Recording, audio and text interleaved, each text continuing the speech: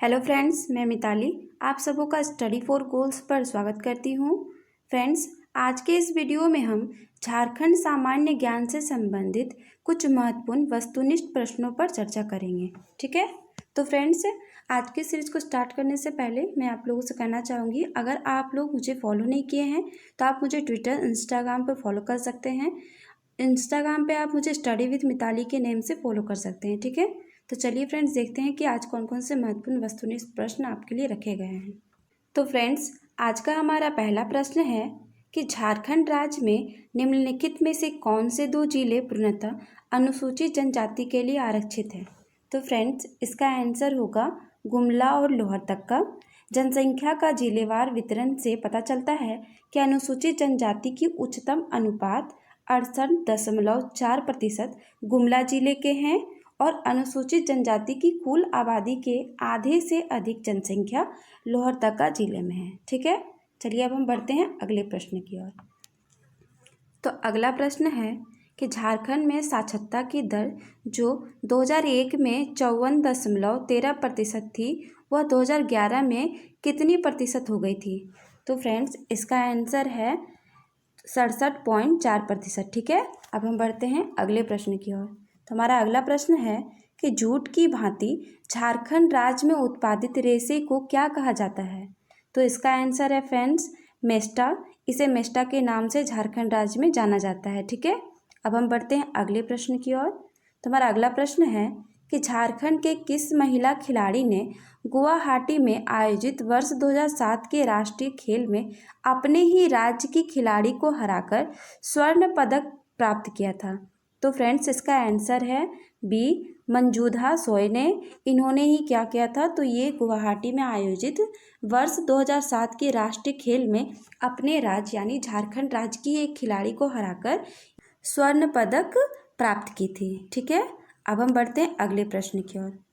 तो हमारा अगला प्रश्न है कि झारखंड राज्य की कुल 86.45 लाख की अनुसूचित जनजातियां आबादी में आदिम जनजातियों की कुल संख्या कितनी है।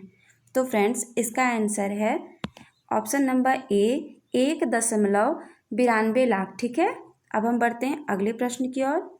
तो हमारा अगला प्रश्न है कि झारखंड राज्य के 14 लोकसभा सीटों में कितने अनुसूचित जनजाति हेतु आरक्षित हैं। तो फ्रेंड्स, इसका आंसर है ऑप्शन नंबर ए 5। ठीक है, अब हम बढ़ते हैं अगले प्रश्न की ओर। तो हमारा अगला प्रश्न है कि संथाल विद्रोह कब हुआ था। तो फ्रेंड्स, इसका आंसर है ऑप्शन नंबर बी 1855 में। तो चलिए फ्रेंड्स, अब इसके बारे में हम थोड़ी विस्तृत से जानकारी लेते हैं। ठीक है, तो संथाल विद्रोह आदिवासी विद्रोह में सबसे शक्तिशाली व महत्वपूर्ण माना जाता है, क्योंकि इसका प्रारंभ 30 जून 1855 ईस्वी में हुआ था और 1856 के अंत तक इसका दमन कर दिया गया था। इसे हूल आंदोलन के नाम से भी जाना जाता है। यह मुख्य रूप से भागलपुर से लेकर राजमहल क्षेत्र के बीच केंद्रित था। यानी ये जो विद्रोह हुआ था, यह विद्रोह भागलपुर से लेकर राजमहल क्षेत्र तक ही केंद्रित था। इस क्षेत्र को दामन ए को के नाम से भी जाना जाता है। यानी ये जो भागलपुर से राजमहल तक का जो क्षेत्र है, इस क्षेत्र को दामन ए को के नाम से भी जाना जाता है। इस विद्रोह का मुख्य कारण अंग्रेजों द्वारा लागू की गई भू राजस्व व्यवस्था तथा जमींदारों और साहूकारों का अत्याचार था। ये लोग जो अत्याचार करते थे, इसी के वजह से यह विद्रोह की शुरुआत हुई थी। अब आगे इसके बारे में भी जानकारी लेंगे। तो संथाल विद्रोह का नेतृत्व सिद्धू और कान्हू नामक दो आदिवासी नेताओं ने किया था और सरकार ने इस आंदोलन का दमन करने के लिए विद्रोहग्रस्त क्षेत्रों में मार्शल लॉ लागू कर दिया था। एक बड़ी सैन्य कार्यवाही कर भागलपुर के कमिश्नर ब्राउन तथा मेजर जनरल लॉयड ने 1856 में क्रूरतापूर्वक इस विद्रोह का दमन कर दिया। लेकिन उसके बाद क्या हुआ, तो सरकार को शांति स्थापित करने के लिए इनकी मांग को स्वीकार कर संथाल परगना का एक नया जिला बनाना पड़ा था। ठीक है फ्रेंड्स, अब हम बढ़ते हैं अगले प्रश्न की ओर।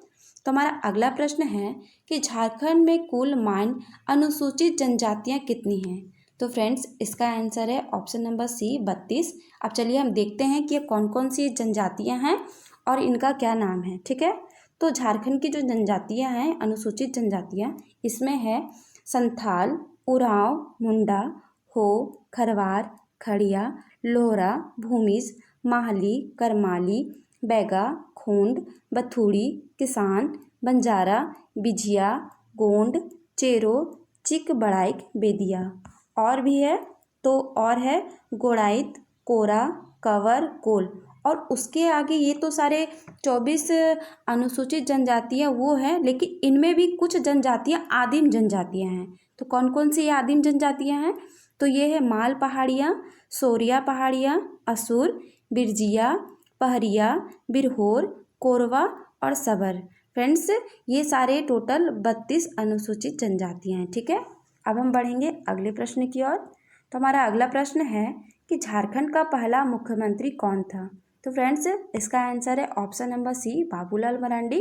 और इनकी पिक भी मैंने लगा दी है, जिनको नहीं पता हो वो देख लें। ठीक है, अब हम बढ़ते हैं अगले प्रश्न की ओर। तो हमारा अगला प्रश्न है कि इनमें से कौन सी झारखंड की चित्रकला शैली है? तो फ्रेंड्स, इसमें इसका आंसर है जादूपटिया। ठीक है, जादूपटिया। और आप जादूपटिया की जो चित्रकला है उसको भी आप देख सकते हैं। अब चलिए इसके बारे में भी हम थोड़ी सी विस्तृत से जानकारी लेते हैं। तो जादूपटिया चित्रकला क्या है? तो जादूपटिया शब्द दो शब्दों यानी जादू यानी चित्रकार एवं पटिया यानी कपड़ा या कागज के छोटे छोटे टुकड़ों को जोड़कर बनाया जाने वाला चित्रफलक के मेल से बना है। यानी यह चित्रकार से बना है और कपड़ा या कागज के छोटे छोटे टुकड़ों को जोड़कर बनाए जाने वाले चित्रफलक। ठीक है, इस प्रकार जादूपटिया चित्रकारी का अर्थ है चित्रकार द्वारा कपड़ा या कागज के छोटे छोटे टुकड़ों को जोड़कर बनाए जाने वाले पट्टियों पर की जाने वाली चित्रकारी। यह चित्रकारी संथालों में प्रचलित है। यानी ये जो जादूपटिया चित्रकला है यह ज़्यादा संथालों में ही प्रचलित है। संथाल समाज के मिथकों पर आधारित इस लोक चित्रकला में संथालों की लोक गाथाओं, सामाजिक रीति रिवाजों, धार्मिक विश्वासों, नैतिक मान्यताओं को दर्शाया जाता है। और यह चित्र बनाने में मुख्यतः लाल, हरा, पीला, भूरा एवं काले रंगों का प्रयोग किया जाता है। मुख्यतः मीन्स और भी अलग अलग रंगों का भी प्रयोग किया जाता है, लेकिन यह रंग कुछ ज़्यादा ही इसमें प्रमुख है। इन चित्रों की रचना करने वाले को संथाली भाषा में जादू कहा जाता है। यानी ठीक है फ्रेंड्स, तो इसके बारे में हमने यह जानकारी ले ली। तो फ्रेंड्स, आगे के प्रश्न को देखने से पहले मैं आप लोगों को एक महत्वपूर्ण बात बता दूं कि टीम स्टडी फॉर गोल्स के द्वारा आपकी तैयारी को बेहतर बनाने एवं कंटिन्यूटी प्रदान करने हेतु पेड व्हाट्सएप ग्रुप की शुरुआत की गई है। और इस ग्रुप से सिलेबस के अनुसार प्रतिदिन कंटेंट उपलब्ध करवाए जा रहे हैं। साथ ही जेपीएससी एवं जेएसएससी सीजीएल को ध्यान में रखते हुए प्रैक्टिस सेट भी दिए जा रहे हैं। तो आप बेहिचक जुड़ें इस ग्रुप से फ्रेंड्स, क्योंकि इस ग्रुप से जुड़ने के बाद आपको बहुत ही फ़ायदा होने वाला है। और फ्रेंड्स, इस ग्रुप से जुड़ने के लिए आपको स्क्रीन पर दिख रहे नंबर पर 99 रुपीज़ का पेमेंट करना है, जो आप फ़ोनपे, गूगल पे या अमेज़ॉन पे के माध्यम से कर सकते हैं। जिस दिन आप पेमेंट करते हैं फ्रेंड्स, उसी दिन से आगामी 6 माह के लिए आपको ग्रुप की सदस्यता प्रदान की जाएगी। तो फ्रेंड्स, स्टडी फॉर गोल्स के इस प्रयास से अवश्य जुड़ें तथा अपनी तैयारी को बेहतरीन बनाएं। तो चलिए फ्रेंड्स, अब हम बिना देरी किए हुए आगे के प्रश्नों को देखते हैं और प्रश्नों का लाभ उठाते हैं। तो हमारा अगला प्रश्न है कि भारत में सबसे पहले लोहा और इस्पात कारखाना कहाँ खुला था? तो फ्रेंड्स, इसका आंसर है जमशेदपुर। जमशेदपुर में ही सबसे पहले लोहा और इस्पात कारखाना खुला गया था। अब हम बढ़ते हैं अगले प्रश्न की ओर। तो विद्यालय में बच्चों को लाने के लिए झारखंड में कौन सी योजना चलाई गई थी? यानी जो छोटे बच्चे हैं उनको कंटिन्यूटी मतलब स्कूल में रोज लाने के लिए कौन सी योजना झारखंड में चलाई गई थी? तो फ्रेंड्स, इसका आंसर है mid day meal. Mid day meal के बाद क्या हुआ, तो बच्चे स्कूल से बहुत ही ज़्यादा जुड़ने लगे, क्योंकि कुछ बच्चे ऐसे होते थे कि खाली पेट रहने की वजह से स्कूल नहीं जा पाते थे।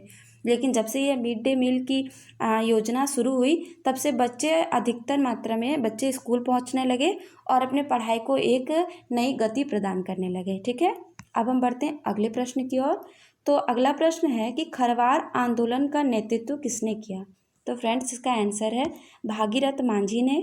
अब चलिए हम इनके बारे में भी थोड़ी जानकारी लेते हैं, जो बहुत ही ज़्यादा महत्वपूर्ण है।